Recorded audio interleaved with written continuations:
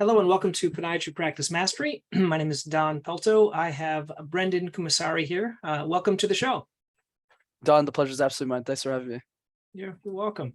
So Brenden, we were talking a little bit prior. The name of your company and your business is called Master Talk. You're from Canada.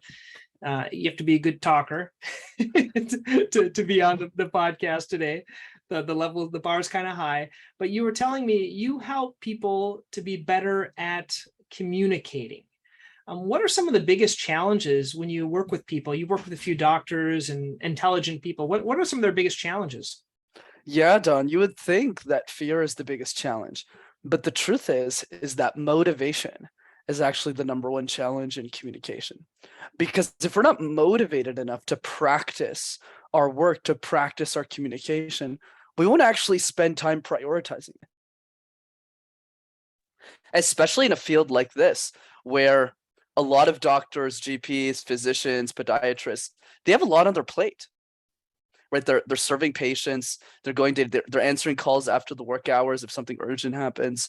So for them, for that community especially, there needs to be a compelling reason as to why someone should want to master communication in the first place. And a couple of examples would be if you own the clinic and you want to scale that clinic, you need to know how to manage people and communicate effectively because you might not be in the delivery of the patient experience.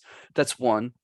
And another piece is the patient experience itself. How do we make them feel like they're at home? How do we make them feel through the way that we communicate on a day-to-day that they're in the right place and they chose the right clinic to do the work in?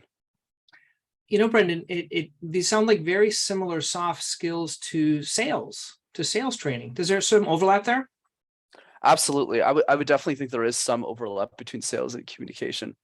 I would say the difference would be has a specific outcome. How do I get someone to swipe their credit card for a specific service or product that I'm selling to them? Whereas communication is more holistic. It's not just about the top of funnel, which is getting somebody in the clinic, getting somebody through the door, but also leaving them with such a powerful experience that not only they come back, but they also tell their friends about the work that different podiatrists, physicians or GPs might do for them. And we're talking about communication. How much of the communication role is then, do you teach them as well about like listening skills? Because part of it is the empathy. Yes, I can talk and talk and talk, but until you connect, they're not going to listen to anything. And they might not remember what you're saying either. Absolutely, Don. So the way that I think about this, to keep it simple, communication is like juggling 18 balls at the same time. One of those balls is eye contact. One of those balls is smiling. One of those balls is facial expressions, body language, storytelling, listening, and the list goes on. So it gets really confusing for people. So instead, the strategies rather, what are the 3 easiest balls that we can start to juggle today to make us better communicators tomorrow? Because if we try and do all of it at once, it's not going to work. So for me, what the conversation always starts with, the random word exercise, which is simply this. Pick a random word like trophy case, like light bulb, like fly or computer screen, and create random presentations out of thin air. And the reason it's such an effective exercise, Don, is because it helps you think on your feet really quickly.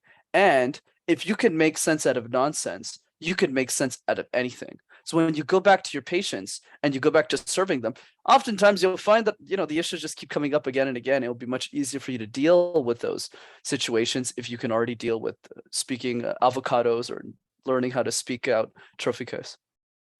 Interesting. And what are some, you were talking about, let's say doctors, because that's going to be our audience. Let's say we want to be a better communicator with our patients.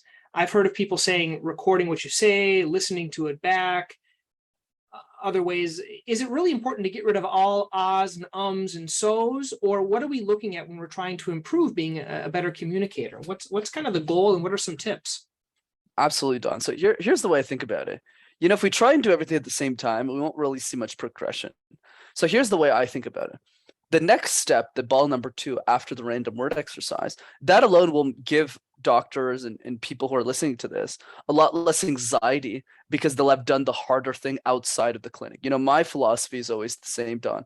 If you do the harder thing outside the clinic itself will be a joke. Every interaction you'll have will be much easier, which brings me to exercise number 2. That's directly related to doctors, and it's called question drills. We get asked questions all the time, Don. at work, at school, patients, when I get the news back, what's the update? We're always getting asked questions. But a lot of us, Don, are reactive to those questions. We're not proactive. We wait for the question to appear and then we answer it. Not the right approach. So instead, what I recommend is proactively answer questions, meaning every single day for 5 minutes. That's all I ask. Write down and answer one question you think someone will ask you about your expertise or from one of your patients. And if you do that once a day for a year, you'll have answered 365 questions about your practice, about your experience, and you'll be unbeatable. And then, I think I have a multiplier mindset. So I'm thinking then you can then use those in other realms, right? You can use it for a YouTube video, a blog post, right? Is that kind of where you're going from there? 100%. And since we're on that multiplier topic, let me give you a few other layers to that, which is you don't have to do this alone. You could do this with other practitioners in your clinic. You could do this with students if you're still in med school, and do it together. Because here's what's great about this approach, Don, is if I don't know the answer and you know the answer, I can just take your answer. So for example, one thing I recommend a lot of my doctors to do is every week or once a week or once every 2 weeks, they would gather together on a Zoom call, let's say 45 minutes, and bring the list of questions that their patients asked them that they had trouble answering. And they would all just brainstorm answers to the question so that everyone leaves that call knowing exactly how to answer every single question that they're having trouble with until everyone's perfect. I think, for anyone that's listening, this is the first nugget of gold that we found. I think doing that, because we all get questions answered where we've answered them, but have we orchestrated our answer for our patients? And over time, we all kind of get our spiels, with the way we explain things. Talk a little bit about using analogies. Is that something that you recommend? Any tips with making, because that's what I find what works really well. Can you take something that's uncommon, like an orthotic or something that we're talking about, and you make it with something more familiar? I definitely think analogies are powerful. I would say, the best way to implement analogies is just to use analogies from other doctors that you see that you feel are really effective. That's the way I've always approached analogies. We don't really need to break our brains around this.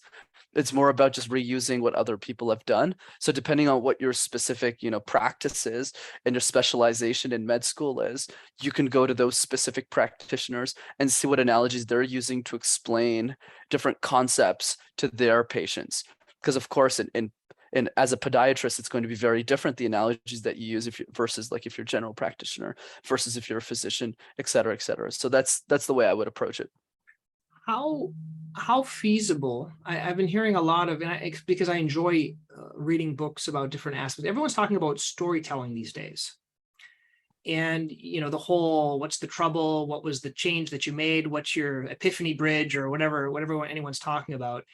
How can we get to be, and is it appropriate to use storytelling when we're talking to our patients, or like, where's that used? Where does that come in? Right, Don. So I have a very different opinion than most people in my industry, which is I don't think storytelling is something beginners should focus on. I'll tell you why. If you have the best story in the world, but your foundations suck, you're going to sound like this. Once upon a time, there was this. So it doesn't really matter if you have the best story in the world. If your delivery isn't strong, the story will land flat. I would say for patient experiences specifically, I'm not really gung-ho on stories. I think there's one specific scenario where it does make sense, where if you own the clinic and you're doing a town hall meeting to all of the practitioners in your clinic. I think that makes a lot more sense because you're telling them stories about the future, your vision around the clinic, and that makes sense. But to give some thought leadership for those of you who are going to do the question drills and are going to do the random word exercise, which I think is way more important than storytelling, is simply this. Les Brown says it best, on never make a point without telling a story and never tell a story without making a point. What does that mean? What that means is every great story has an outcome, has a lesson. And if the outcome isn't clear, the story just goes nowhere. So what you need to do when you're telling stories is you need to make a list of everything you want to teach your audience, circle the one that you're the most excited about, and then find a story that matches that outcome so it naturally leads to that lesson. That's great, Brenden. I've heard someone talk about if I'm treating someone, let's say for heel pain, many times I'll use a similar scenario, 50-year-old female, talk about another 50-year-old female that improved with such and such of a a treatment. Sometimes those types of stories I find they work. More importantly, they work if the actual patient is telling me, which we would call a testimonial, if they would do their own video story. You also talked about video messages. Tell me a little bit about what the video messages are. Absolutely. So the video message is ball number 3 for me, one of my easy threes. So we already talked about the other two, the random word exercise and the question drill. The third one, the video message, is so simple that nobody does it on. But one thing I get all my CEOs to do is to just make a quick video message for all of the people that work for them or clients that are a part of their organization that are supporting their business. And what this does is it helps create a competitive edge because it makes people's day, and it also increases word of mouth. So one thing I'd recommend for doctors and GPs is you don't need to start with patients. Start with the people that you love. Start with the people in your family and make their days by sending them a video message, because it teaches us a valuable lesson around communication, Don, about what communication is for. A lot of us think communication is a chore, like doing the dishes. Whereas what this does is it teaches us that communication is so much more than doing the dishes. It's a way to make people's days, and it's a way to create impact. And if we do that more often, people will feel that impact. That's awesome. So Brenden, let's simplify, because one of the things, I think technology is easy, but a lot of my patients find it challenging, and other colleagues. What's the easiest way to start doing video messages? Are you talking like recording a Zoom call, take your phone out? What's the easiest way?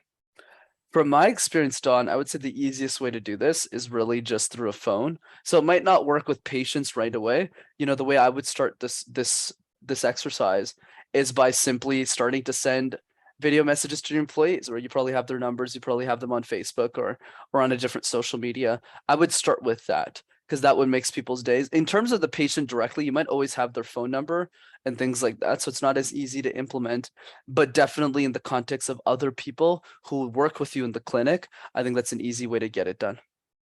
That's awesome.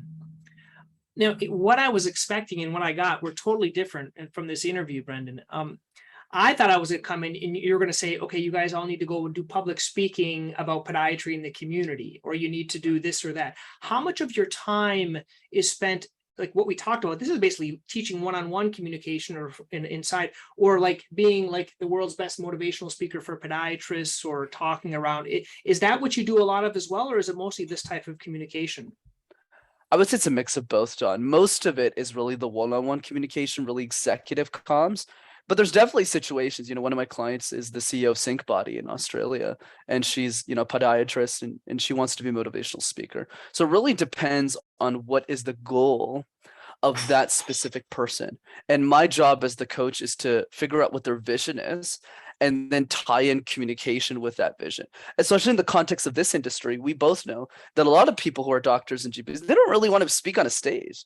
They don't really want to speak in front of 1,000 people. They just want to make their life easier at work and make coming to work every day a joy, not just a pain, because of all the patients they have to deal with. And this type of communication will really help their day-to-day lives. Absolutely. Yeah. And let's talk a little bit about some online communication. For example, it's been common now for people to do webinars. In clinics, you can set up your own little webinar on a certain topic. We've done this, quarterly, pick a topic, invite all our patients to it, do a webinar. Any suggestions or tips on how to do webinars and keeping them interesting? How long, topics, how to get them out and about, how people know about them? For sure, Don. So a couple of thoughts there for webinars. I would say the first one is eye contact. The big difference between online and in person is online, you only have to stare in one direction, which is the camera lens. Whereas in person, you have to move your head constantly to the different people you're speaking with. So that's one key difference. The second one is energy. Let's face it, Don, it's a lot easier to show up with energy when you're in person, because you can hug people, you give them a high five, you can shake their hand, and the accountability is much higher because you actually have to wear pants for your in-person presentation. Not so much online. You have the option not to, which means the solution is to bring more energy in person and transfer as much of that as possible back to the online world, which brings me to number 3, audience accessibility. When you're giving a presentation in person, Don, it's really easy to get feedback from people. You just go up to people and you say, hey, I want your feedback, Don. Let's get some lunch, and I can get your thoughts right away. There's no friction. not so much in a webinar. A lot of the times when you do webinars, sometimes you don't even see the people on the call. So it's really hard to build those relationships. So you want to get on calls with people who you know are going to be participating in the webinar to get their thoughts. One bonus thing I'll add as well for webinars, one thing that's worked for me really well is two things. Giving engagement in the chat. So I would say something like, where's everyone friend, type in the chat. And then the other piece is I would name them. Even if I mispronounce their names sometimes, keeps them engaged. Laura's from Washington. John's from, Ecuador. That's so amazing. And you're kind of just reading the chat as you're speaking, and that keeps everyone engaged and on their toes. That's awesome, Brenden. We've got some really great content. As we're finishing up, I have a couple of last questions. Let's talk about how we can use communication to actually get new patients in the door and get new patients in the office. Are there any ways that you can do that to help build a practice? Any thoughts? That might be YouTube videos or social media or things like that. 1000% Don. Here's what I would say. Keep it super simple. I would make a list of my top 10 clients. This is what I do in my business, by the way, because 50% of my business is word of mouth. So all I do is I make a list of my top 10 people, the people I absolutely adore. And I send them video messages during the holidays, during their birthdays. And usually what happens is every time I send a video message, 10 to 20% of them usually go, hey, I know a friend or a cousin who would need this service that you have. And that's the best way to generate business. That's the way that I've done it. The other piece that I think works really well, only for your best clients, I want to do this for everybody, where you take them out to lunch. Lunch, dinner, build a relationship with them, a rapport. And then once they become your friend, they'll easily refer business to you. That's what's happened with me in my biz.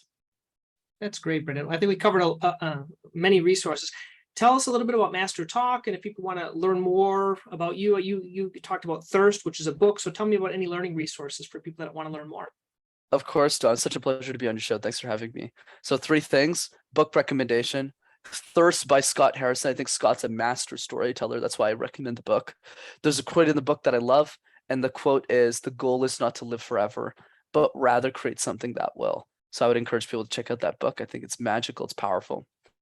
2, for those of you who want to keep in touch with me, check out my YouTube channel, Master Talk, in one word. You'll have access to hundreds of free videos on how to communicate ideas effectively.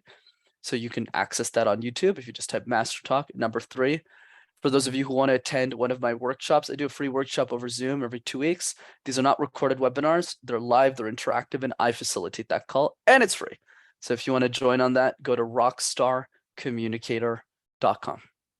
Great. Brenden, thank you so much for your time. This was very informative and helpful for the listeners. Likewise, Don. Thanks for having me.